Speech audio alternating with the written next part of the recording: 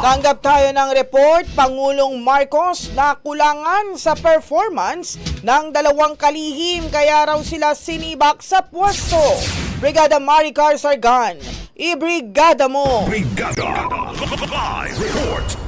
Ipinaliwanag ni Executive Secretary Lucas Bersamin ang mga dahilan kung bakit tinanggap ni Pangulong Ferdinand Marcos Jr. ang courtesy resignation ni Environment Secretary Maria Antonia Yulo Loizaga at Department of Human Settlement and Urban Development Secretary Jose Rizalino Acuzar. Sa press briefing sa Malacanang, nilinaw ni Bersamin na walang isyu ng korupsyon laban sa dalawang kalihim.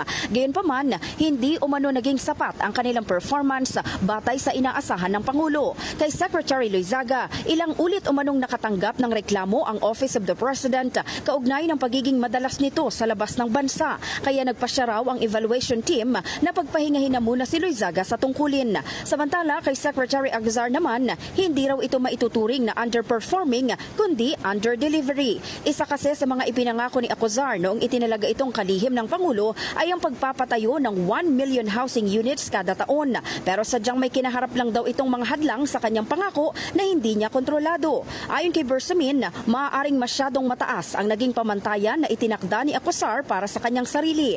Nabatid na papalitan si Loizaga ni Department of Energy Secretary Rafael Lotilla bilang bagong kalihim ng DENR habang si DSUD Undersecretary Jose Aliling naman ang pansamantalang uupo kapalit ni Acuzar.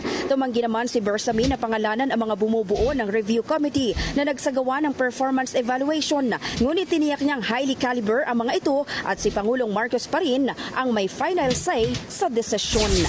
In the heart of changing lives, ako si Brigada Maricar Sargan ng 105.1 Brigada News FM Manila, The Music and News Authority. Ang bahaging ito ay hatid sa atin ng Yummyvit ES2 Oral Drops. Simulang tuparin ang pangarap ng iyong anak. And starting now,